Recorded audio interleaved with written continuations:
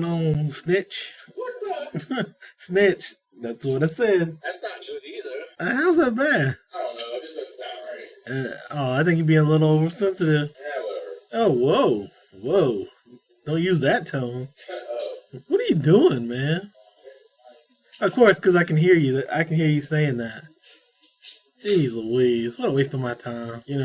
Try to do a podcast, try to get the people what they want, and then, I got to sit here and wait for you to get ready. Unfreaking It's 6:30 yet, and I was ready at 6. Hey, greatness comes at the right time, and I'm feeling pretty great right now, so you need to get up to my level. I don't know how many times I have to say that to you. I don't know. You still hear me? Unfortunately. Good. For you, maybe. Not for everybody else. Why?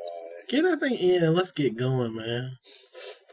Oh, jeez Louise, gross. Yeah. Oh, my God. Reality. It's the worst reality. Oh, it could be worse. I'm sure. Let's not elaborate on that. And I could if you want me. Please don't. I don't know how many times I have to say that. Man. So how's your day been, man? You good? Yeah, what have you been doing this weekend? A little this, a little that, staying busy. Not getting enough sleep, which kind of annoys me when Sunday night gets here, and I'm like, darn it! Man, I'm always tired as soon as I get home. I understand that, man. Well, you're a hard-working man, Why aren't you getting any sleep? I don't know. That's not a good reason. Even when I sleep, I battle myself in my dreams, and I wake up going, what's going on? So you ready to do this? Yeah, get us started. All right. I've been recording the whole time. Bottom of the Barrel Podcast. This is Jermaine, and I'm here with Matt. Yay. Well, I figured I'd do something different, man, because, we always talk about how we seem to have better stuff after we turn the mics off. So I was like, I'll start the mics on and see what he'll give me. I think we just blew that theory out of the water. Oh, God. We'll see. If it stinks, they will never hear this part of the podcast. So what are you thinking about, man? What do you want to talk about? I don't know. What'd you do this weekend? I hung around town, watched some movies. I actually worked out this weekend, which I never really do on the weekend. So I just try to stay busy, man. I wanted to write, but I couldn't get inspired like I'm a real writer or anything. But still, I couldn't get that motivation. Gotta just do it. Yeah, I mean that's the easy answer, but yeah. When you sit down and nothing comes to your head, but it always seems to come to me at the worst possible time, like when I'm at work and I can't really focus on the story because I'm working. Yeah, didn't you say you had some thoughts like while you were in the car or something?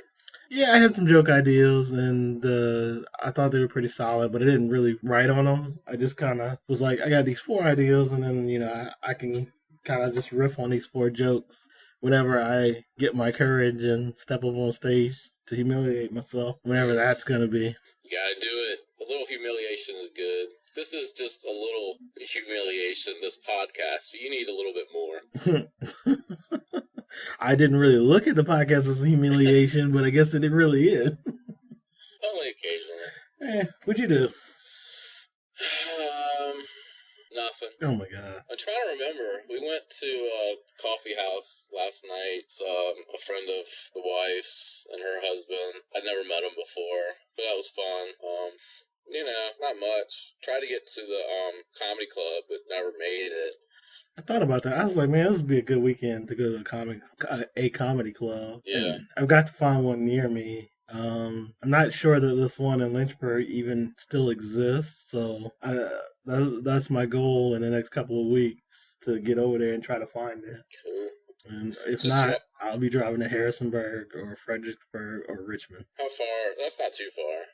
No, Richmond's 45 to an hour, Harrisonburg's 45 to an hour. Fredericksburg's a little bit more. It's like an hour and change. You watch anything? I watched some Patrice, different clips. Well, I've been watching. I guess that's not shocking. But... Well, no, I've been watching Patrice all week long. So, if that's what you want to get into, we can get into my man Patrice. Did you hear the one where he was talking with? Or no, it was Kevin Hart was talking to him. Which, Was it Jay Moore's podcast? It was obviously a while ago. But, was it Jay Moore or was it the Opie and Anthony one? Because I know he did Jay Moore's podcast like right before he passed away. Maybe it was Opie. Yeah, I'm getting them probably confused. I know they were talking on Opie and Anthony. Yeah, I think you're right. It seems like you never talk to me anymore.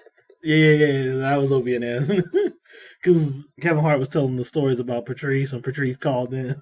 Yeah. Yeah. You want to start that off? Yeah, just how. Well, the funniest part of that one was how he got caught. Kevin Hart caught Patrice O'Neal in his own house, in Kevin Hart's own house, doing something. Just saying, he was masturbating. He was alone by himself. I was trying to think of the George Costanza way to say it. He was the king of the castle. He was reading Glamour magazine, but not really. Think of what George was doing when his mother caught him and fell and injured her back. Yeah, but I don't know. It was just funny. I'm not a big Kevin Hart fan, but it just him telling that story made me think maybe I need to give him more of a chance. But just Patrice is always hilarious and calling in, never not denying it for a second. No, just like, oh yeah. I think like I said, I thought Patrice is the way. When Kevin Hart said the way Patrice handled the thing, I was like, I don't think anyone can handle it any better when he just goes, "What happened just happened. Yeah. Let's go ahead and deal with it and move on." No, all of us are uncomfortable. It's just like he's like, man, you just take care of it head on. Otherwise everyone else will be dancing around it. Like, I know what you did. You did what you did. It's not a pleasant thing. No. Have you ever walked in on somebody doing something that you wish you hadn't seen? Unfortunately, I worked at an unnamed bookstore, and a guy who was doing that in the cafe under the table. So I didn't see it. But you knew what he was doing. Yeah. What did you say to him? I called the cops, and then I told him to leave. I confronted him, so he stopped doing it, which is not something you look forward to doing. Yeah. It was just, there's no perfect way. Like, people always ask, like, what are you doing? There's no perfect way to handle those situations. You just make sure they stop, and you call the necessary people you need to. Because otherwise, all he was going to do was deny it and then do it as I walk away. And I couldn't prove it because I had no physical, I couldn't see him doing it, but I knew what he was doing. So when the cops showed up, was he gone, or? They escorted him out of the building. Okay. So even though he's probably denying it. Yeah. At that point, they took your word for it. Yeah. I don't have to deal with it, because it was something that was going to escalate. So at that point, I don't have to deal with it. Yeah. If he's got any issues, he can talk to my supervisors and our lawyers and go from there. But I'm willing to bet this dude had some priors. Man, imagine if that's what you're known for. Dude, and I'd hate to ruin people's thoughts of bookstores, and because bookstores are great. You have a lot of fun, just killing time and reading books and magazines and meeting people. But unfortunately, being in that business, managing bookstores as long as I did, people seem to like to masturbate in bookstores, which is very disturbing. Which I did not realize until I knew you and knew that, until you had that job for a while. I had no idea. Dude, I guess it makes sense. Well, and I hate to turn this podcast into a masturbation podcast, but, I had, we had... at the store I worked in North Carolina, we had a situation where this lady comes to the manager and says, there's a guy back there masturbating in the kids section, which is terrifying, number one. Of course he's masturbating, but it's in the kids section. Yeah. And the lady sees him. They make, unfortunately, they make eye contact. And the guy says to her, "Oh, that's okay. I'll be done in a second." Yeah. Which is horrific. Yeah. And it was... There was another situation in the same store where another employee was working by himself, and of course we have an adult books section, that kind of stuff with the Kama Sutra and all that, and that's we actually moved that to the front of the store so that no one would. We don't have any people doing that, and we don't have kids, going into that section. And he said he like was in the back shelving some books, and he came towards the front, and the guy was just going to town. In the front of the store. Yeah, well, it was yeah. He was like covered by a shelf, but he was just there doing that. And I was like, "What'd you do?" He said, "I picked up the phone, I called security." And he's like, obviously the guy heard him. He just assumed the guy heard him, and the guy like stopped and ran out. But oh man, like I said, I could tell you more stories, but it's just each time you just like, why? Why in public? Like, I think it's one of those, because you almost want to get caught. Yeah, it's like that. That's I don't know. I guess it's a thrill thing. They get She's an incredibly warped person. Is the reason. Yeah, I mean, they're definitely touched in the head, but that's the only. It's disturbing. Like each time, I was just like, why, why? The only thing that's worse than that is between masturbation people, you also have the pedophiles that come into your store, and again, it's one of those things where you see people, and I always told my employees, like, if you see adults in the kids section without kids, you should always, that should be a red flag. So yeah, keep your eye on that person, because again, at another store, we had a guy that was showing kids like naked pictures. It's just sad. It's disturbing because bookstore should be fun. Well, you would think you could leave your kid in the kids section and be safe. I always urge people to never leave, and people. That's the unfortunate thing too, is parents would use bookstores as like babysitters for when they were shopping. Yeah. And I'm like, yeah, please don't. It's like Playland at McDonald's. Yeah. I mean, parents will just leave, and you're like, "Where's these kids' parents?" Yeah, and they expect the employees in the store, and we're busy. We got customers. We can't watch everyone's child. It's sad, but you can't do that. And you can't tell, you can't go, don't leave your kid here, but you're like, don't leave your kid anyway. No, I mean, yeah, it's not your job. I didn't mean to bring down the podcast, but it's just... No. It's informative. Occasionally we must be informative. It's like a public service announcement. Yeah, word. But yeah, it's disturbing. Between that and the other the other one that bothered me, well, there's so many, but it just popped into my head where there was a guy who took pictures of this junk, like Polaroids, and just started sliding them into books. And let's just say he made a point of making sure he was at attention. Well, yeah. Which was, it's gross enough. And I remember, like, was he wearing a Green Bay Packers jersey? Brett Favre. The thing is, like, we thought we caught the dude because, like, he came up to the store manager and was like, I found this picture in this book. And he's like, and showed it to her, and it's like, what do you think about it? And I was like, that's the dude. She's like, you think? I was like, who would ask, what do you think about it? What do you think about it? That's a very strange way to put it. Exactly. He was like, did he volunteer for the lineup? But he was appalled, like, I can't, look what I found in this book. How dare you? Like, that's not what we're doing. It's obviously, because unfortunately people do stuff like that. But but his next, like, his follow-up to her was, she's like, he said something really weird to me. He asked me, like, what do I think about it? And I was like, that's the dude. Yeah. And wow. Yeah. I think he decided that you're the one he likes. Well, why would any normal guy wouldn't show that to a girl employee? Exactly. I'm appalled. I just found this. I'm not going to show it to the female employee. I'm not going to bring it to her attention. That's what I said to her. I was like, do you remember what the guy looks like? Because that's probably your guy right there. Yeah. I mean, I don't know too much about the space program. But you know the thought process of the human male mind.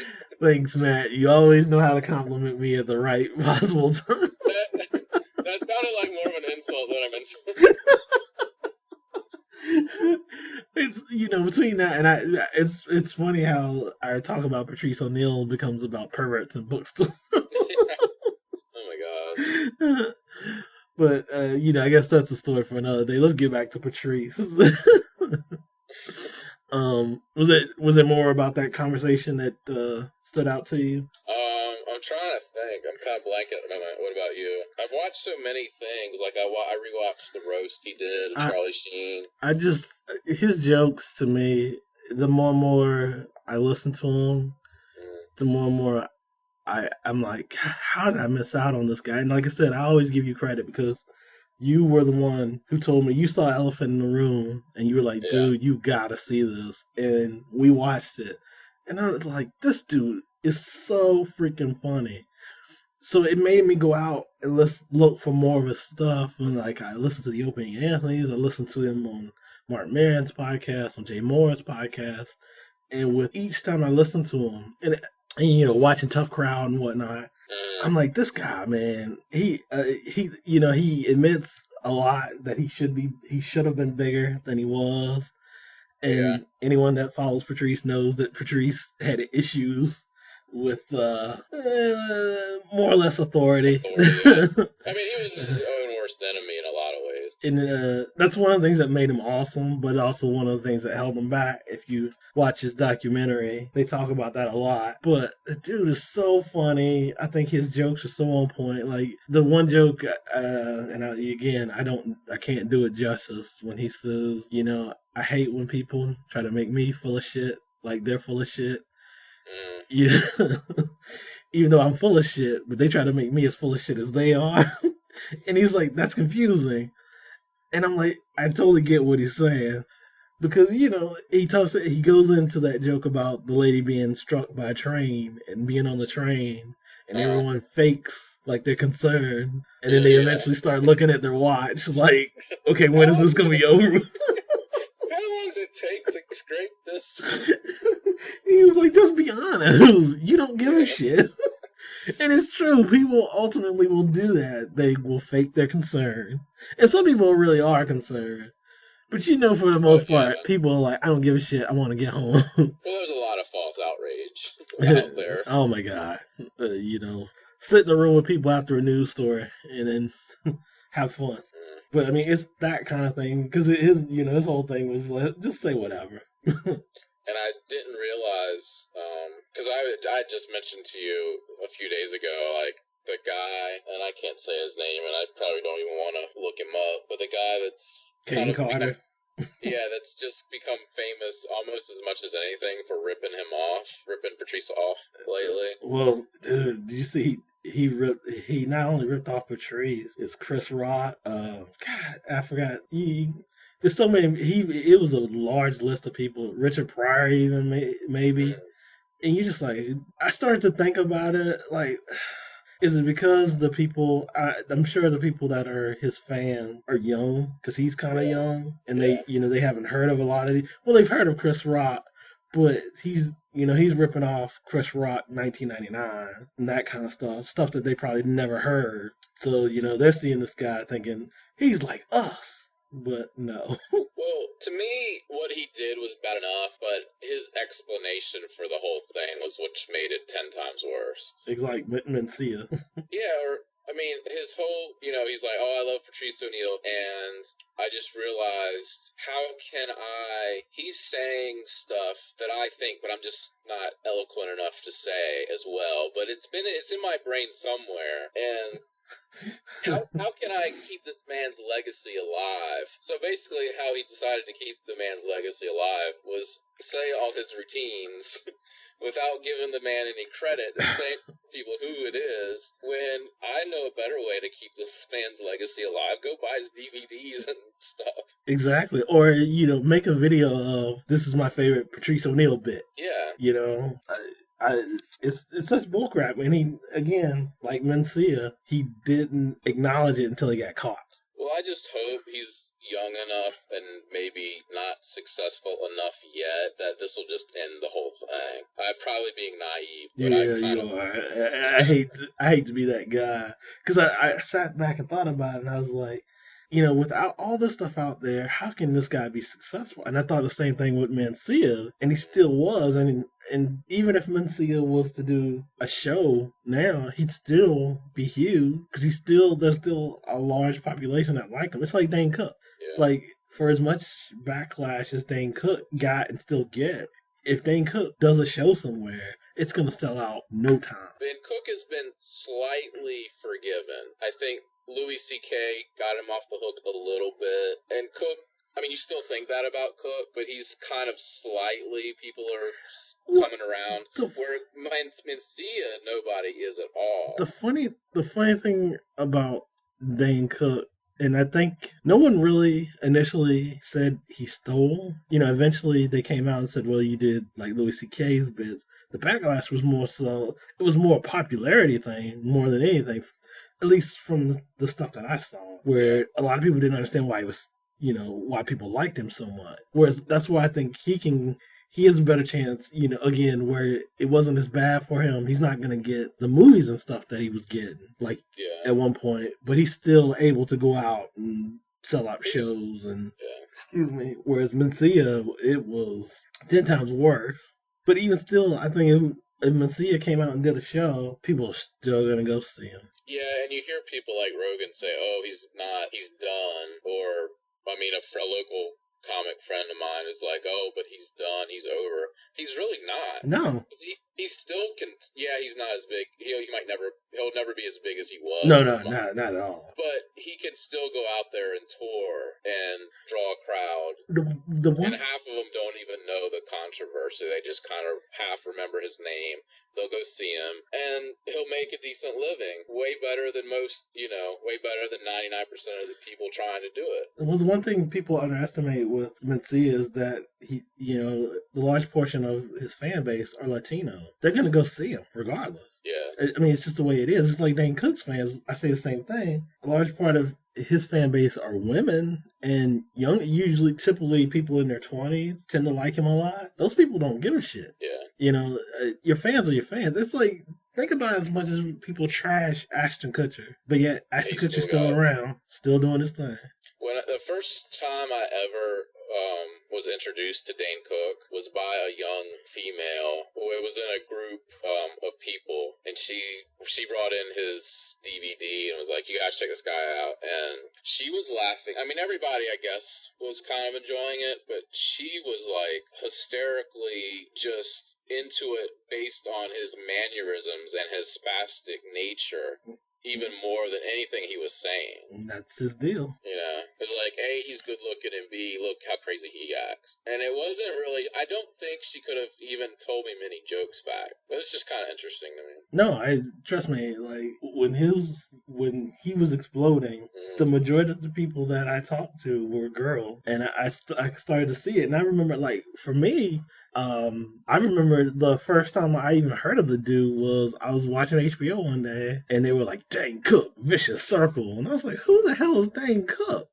Like, I had no idea who this dude was. And, we always play clips of his jokes and stuff. And I was like, dude, how's this dude funny? Like, it just never jumped out to me. It's like, and one of those things where I went back, like I told you, and listened to some of his jokes, because I was like, do I just dislike the dude, or, let me give him a real chance to see if he can make me laugh. And I watched a couple of his jokes, and I was like, it doesn't make me laugh. And I told you, like, I saw this clip of this old Donald Rare show called Full Frontal Comedy. And, I didn't recognize most of the comics except for Jay Moore and Dane Cook. And Jay Moore went on first, and he just bombed. Like, he was struggling to get laughs. And then it reminds you, this was like 1996, so it was like probably right after Jay Moore left Saturday Night Live. So it's still early in his career, too. And I didn't even, like, recognize Dane when he walked out on stage at first because he had long hair. He had, like, a Red Sox cap on. He's a lot bigger than he is now. And I have to admit, dude made me laugh a couple of times. I was like, damn, shit, this dude's kind of funny. And it kind of blew me away because I'm like, dude has never made me laugh. And this one clip, I was like, dude, he was killing the crowd. Like, they were laughing hysterically. And I was like, dude, his jokes are actually pretty good. What happened to this guy? Yeah. So, I don't know. He's weird for me. It's interesting. I mean, he got about as big as most any comics ever gotten for a brief amount of time. Well, the guy that he jumped on that social media thing and wrote it. Yeah. Like, because they said his biggest claim to fame was like he was one of the first MySpace people, and he milked it for whatever it was worth. Because he was pretty big at one time, he was starring in his own movies and getting shit made. And then, once the backlash hits, man, once you get too big, it's I don't know, slippery slope. So, he may never achieve where he was, but he'll still be successful. Oh yeah, he can ride it out until he's 80 at this point. Back to Patrice, the thing that always killed me, like if you watch those tough crowds, is the way other comics could not handle, like they couldn't deal with Patrice. I don't know. I mean, they're all comic, but it just seems like they could not handle Patrice. It's like they were intimidated by him. Yeah, I didn't get it. Well, and I loved it because I still haven't gotten on the Mark Maron bandwagon yet, and I watched an old one where he looks, Mark Maron now looks kind of like a tough guy. Yeah. Back when, and he's before, the opposite. He was like kind of a weenie guy. And that's exactly what he'll admit. That's the kind of guy he is. And he was trying to make some point, and he was on the show, Patrice was on the show, and Mark would try to make some point. And all Patrice would do, sitting across from him, would be like, Mark, shut up. And he just kept saying, shut up. Mark couldn't even, he would just shut him down immediately.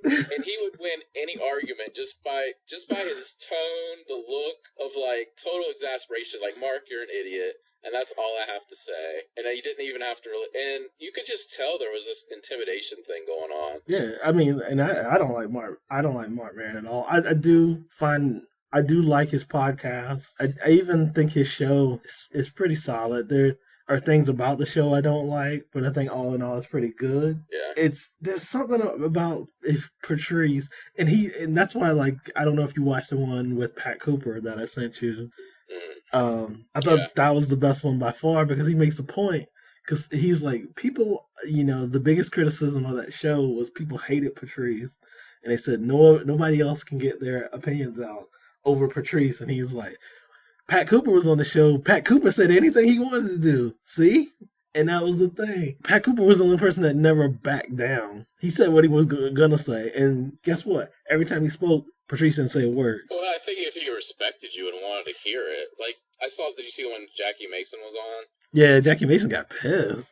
But I think he said, he got points in. It wasn't like he was totally shut down either. Yeah, but the thing is, it's not, people would just not, they would just back away from Patrice, which I thought was weird, because they're all comics. I don't know. I wonder if it was like they knew him before and knew the stories of how he would take your notebook and throw it across the room. That's a great story. Or, that kind of thing.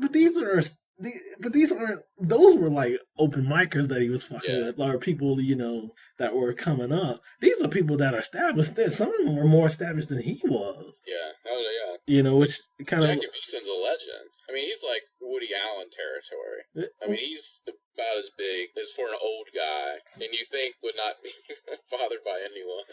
Well, if you saw the one with Jeff Garland and Susie Essman from, Curb Your Enthusiasm, they were just, they couldn't handle Patrice. Really? No, they were just getting irritated by him. I'm like, because Patrice, I can't remember the exact one he said to Jeff Garland. Jeff Garland said something, and he was like, man, you're from that Second City improv group. I expect something way better than that garbage you spew. I think he would just destroy your ego or your self-confidence. Because it's not like, I don't even know who to say, but it wasn't like Jesselnick or some guy coming up. It wasn't somebody insulting you that you could be like, well, oh, come on, I know I'm as good or better than you. Because everybody thought that came up with Patrice, and everybody knew Patrice was as good or better than they were. Right. Even if they were bigger names, they knew Patrice was better at stand-up, and I guess it was just played into the intimidation factor. Because if he insults you, you don't really have any ammunition. One of my favorites. Did you see the one with Dat Fan? The guy won. He was one of the winners of Last Comic Standing. No, dude. And people listening to this, I suggest you. Someone just did a clip of him and Rich Voss, and they just destroyed Dat Fan. if you watch the whole episode, because that fan constantly goes into an Asian accent when he's telling a joke or something like that, and Patrice just levels him. And Rich Voss hit him with the one I liked. He's like, stop talking. Headliners are talking. Yeah. And Patrice called him an open micer. That's what you said about Anthony Jeselnik. Yeah, in my world, you're an open micer. Yeah. Yeah, they just annihilate, and I didn't do it justice, but they annihilate that guy. And he's got Patrice is coming. I wonder now if he's gonna turn into Tupac, where you're gonna start wondering if he's actually dead because he's gonna release so many things. But I guess his family's decided to release another comedy album at the end of the month, and which is cool in a way because I'd like to see them, keep getting money, but I hope that's how it's all played out, and it's not just, oh, we found this stuff that he would never want out there, because more than likely he didn't. Right. I mean, if it's stuff that was kind of buried, he probably would have never released it on his own. Yeah, exactly. But I mean, that's ultimately what the Tupac stuff is stuff that he worked on and shelved, and someone said, hey, I think I can do something with it. I mean, it's gotta kind of stink. I guess if you're dead, you don't care. But I mean, I look at it the same way with John Lennon, Elvis. Yeah. They when you find these lost tapes of stuff that he recorded and shelved, and for some reason someone said no, let's not release this. And then everyone's like, let's release it. No one's ever heard it.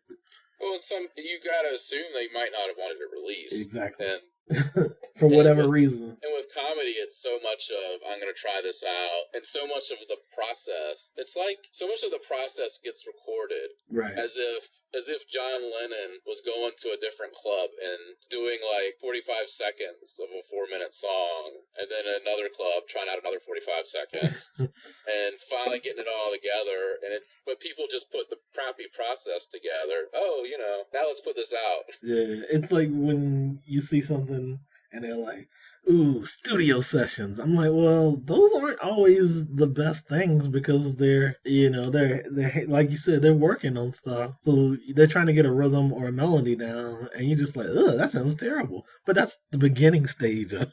Oh yeah. I don't know, but some people like that part of. Some people like that. Some people don't.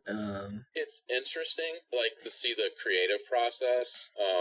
Like the recording sessions for U2's Octoon Baby got leaked kind of famously, and it's a famous bootleg, and it's interesting to hear the creative process of how they went from this all the way to this, which is a classic song. But the thing they started with was not anything great at all, So I don't think people would want that to be released as like a song or a bit. Right. It's just interesting to see like the mind at work, but nothing more. If that makes sense. Yeah. You ramble, I go in and out. There we go. Did you have anything else that you had on your mind? No, played laser tag for the first time. Have you played laser tag? No, because I'm not a child. Oh, okay. Well, tell us about your silly story, big ass kid. I just never played it before. You got schooled by some teenagers, didn't you? Well, kind of, but not really. I kind of kicked their ass. Yeah, sure, kinda. I think I finished like 4th. Oh I think my god! One teenager beat me. Oh my god! You should be ashamed. And they probably weren't even teenagers, but anyway. Yeah, like laser tag's tough because I the next day. Can you hear yourself? You're a grown man. Oh my god! I think it's a young man's game. Maybe I'm a year or two past it. A year or two. Oh man! Apparently, I made a little girl cry because I kept shooting her. But you gotta know what you're in for. The fact that you admitted that is Matt Bailey picking on little girls. Well, it wasn't just me. Yeah, sure. I am sure. You got to know what you signed up for. Oh my god! She knew what she was getting into. Oh yeah. You heartless bastard. You probably ruined her birthday.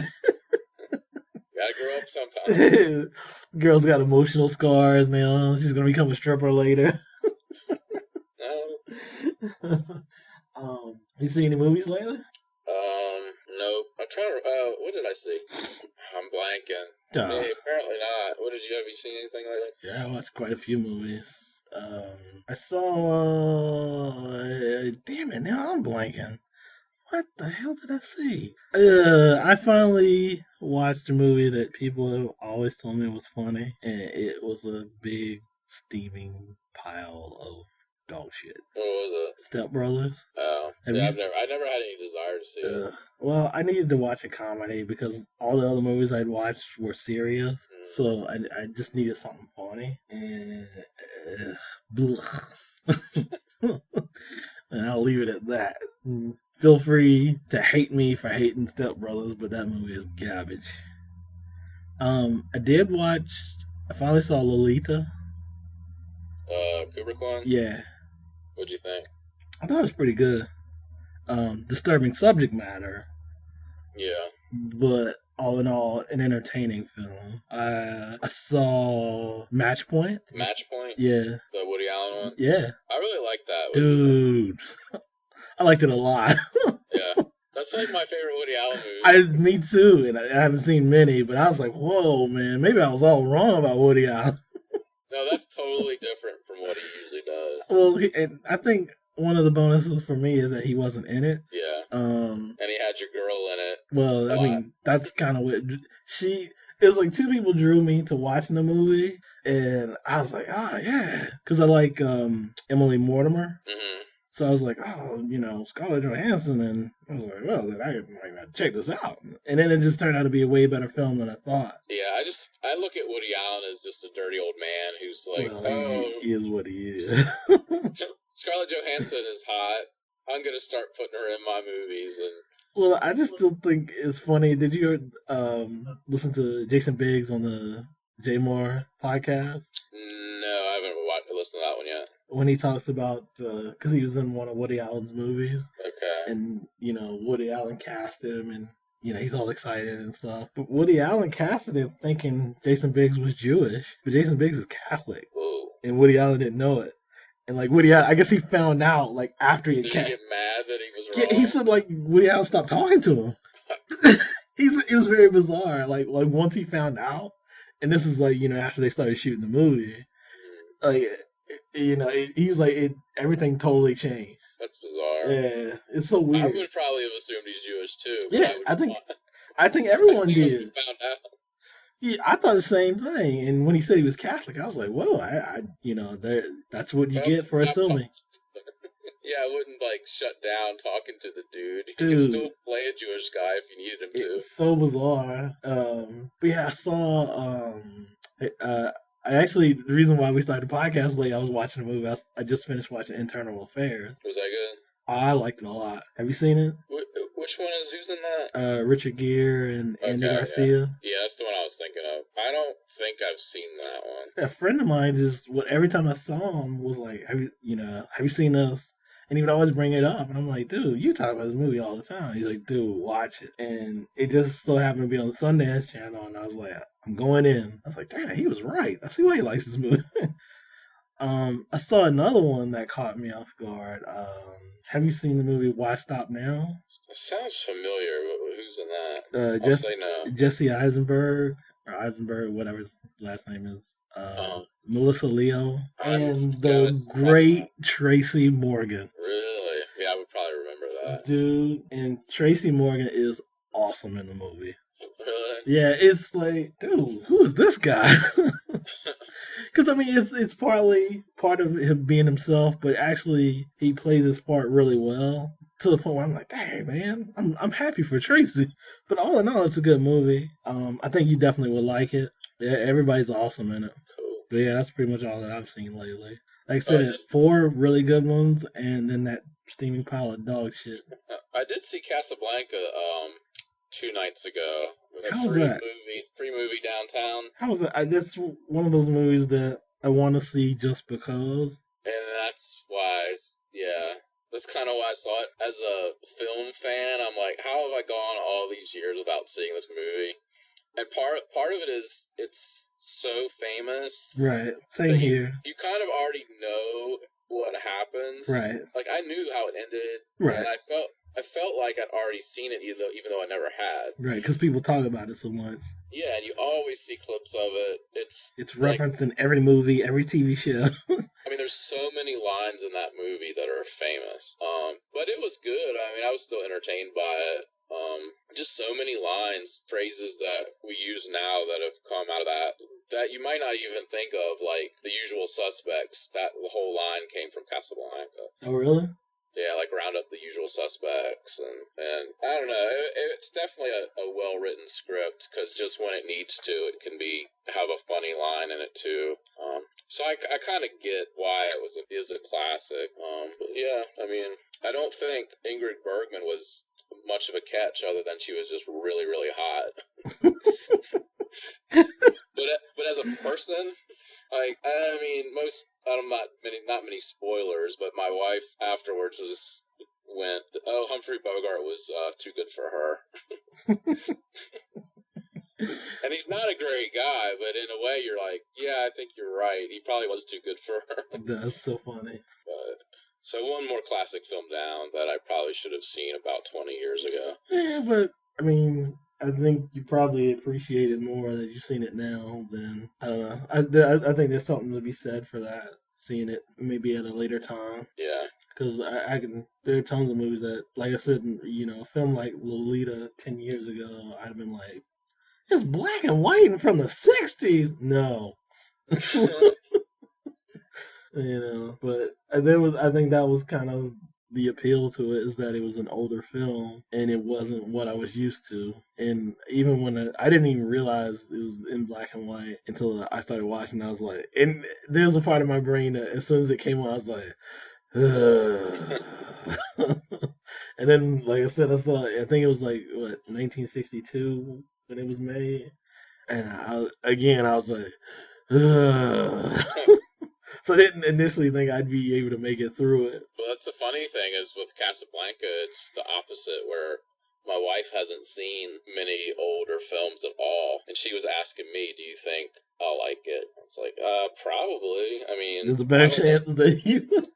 and we were trying to think of because she just doesn't watch those kind of films, and she's like, "Well, I like that Audrey Hepburn movie you made me watch."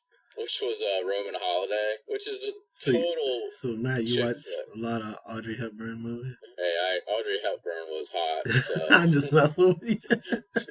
I just want to see how you react to the question. No, you can't bother me on that. Some people would flip out and say, "Oh, that's my wife made me watch that." No, I'm the one that made her watch it. That's really cool. I respect you for not wimping out on me on that one. No, Audrey Hepburn was beautiful. I don't think anyone would argue with you. But she liked that, and that kind of convinced her to, okay, I guess I can watch Casablanca. That's funny. Anything else, on your mind? You want to wrap this thing up? Yeah, that's all I got. Unless you got something else to wrap it up with. Nah, we out, snitches. Peace.